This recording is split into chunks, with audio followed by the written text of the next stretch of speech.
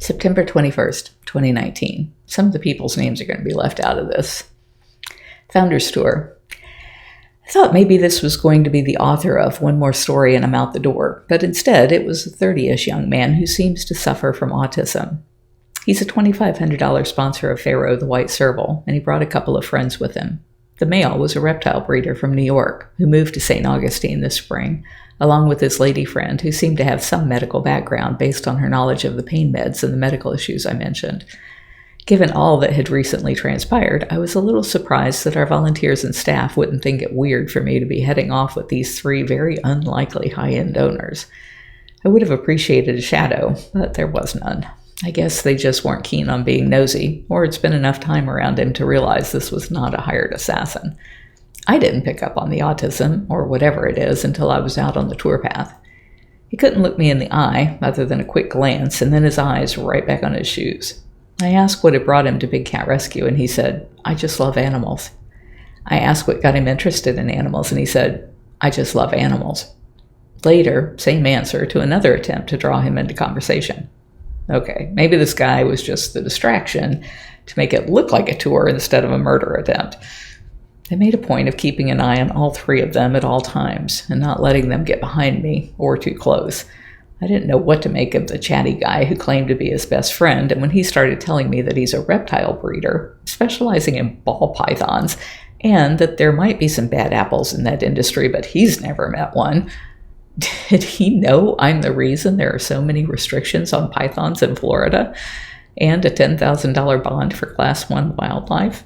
I can't decide if he's toying with me or just has no idea, since that was back in 2007 to 2009. None of them spoke much, but when they did, it was quietly to each other. What they were whispering was that they couldn't believe people would try to breed big cats as pets. At Sapphire, the chatty guy actually launched into his knowledge of how the white coat is from severe inbreeding and all of the birth defects that go along with it. I was about an hour into the tour by then, but found that commentary to be a relief. I asked him if that was the case in breeding color morphs in snakes, and he was quite happy to tell me everything he knew on that subject. Not that I cared. I was just trying to make conversation, as I believe these founder tours are usually more about the person wanting me to know them better than the other way around. Howie just texted me a photo of Pearlie and the cat who has no name on his desk.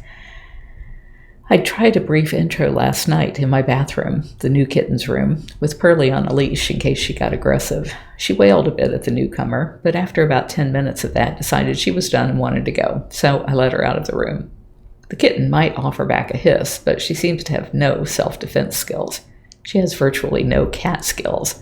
I think she has brain damage. Last night she vomited hair and bile in my bathtub, and the day before there was clear liquid on the floor, but we didn't know if it was pee, vomit, or if she had spilled her water bowl.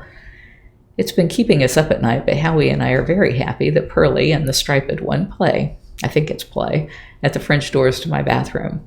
Pearlie runs around the living room, jumps at the glass where she's met on the other side by a pounce up on the glass, and then Pearlie zooms around the room and does it again. What makes me think this is play is that she's trilling and chirping when she does it, not hissing or wailing. The kitten is smaller, so she has to stand up on her back legs to see through the bottom glass.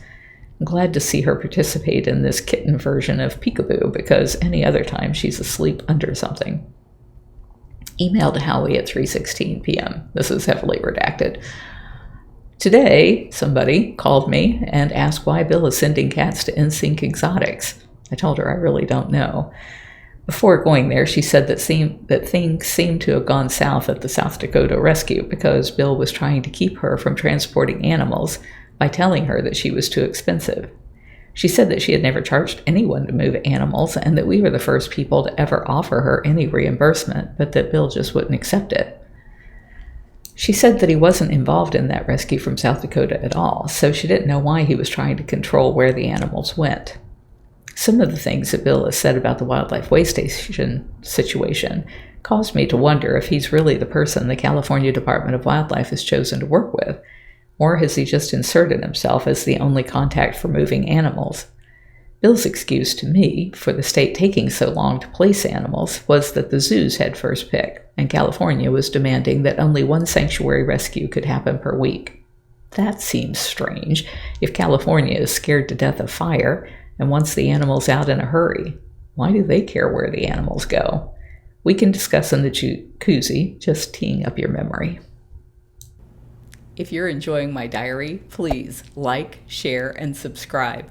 You can find other ways to connect to me over at bigcatrescue.org/Carole.Baskin.